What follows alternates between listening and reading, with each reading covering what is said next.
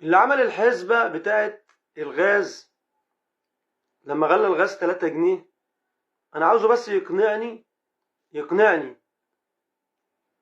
ان ازاي حسبها. يعني هو عمل الحسبة دي ازاي لما احنا كنا بنقول ان الغاز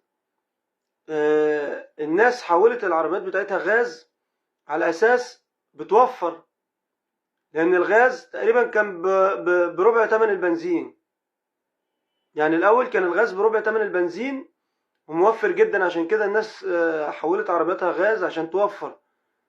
دلوقتي بقى تعالى حضرتك قول لي التوفير هيجي منين؟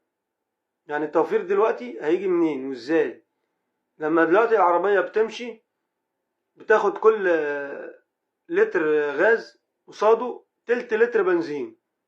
حلو كده، يبقى لتر الغاز ب10 جنيه وتلت لتر البنزين بحوالي 6 جنيه ونص. يبقى اصبح كده اللتر واقف عليا، متر الغاز كده واقف عليا باستخدام البنزين معاها ب16 ونص. يبقى انا كده وفرت كام؟ وفرت 2 جنيه 75. طيب تعالى بقى جنب السحب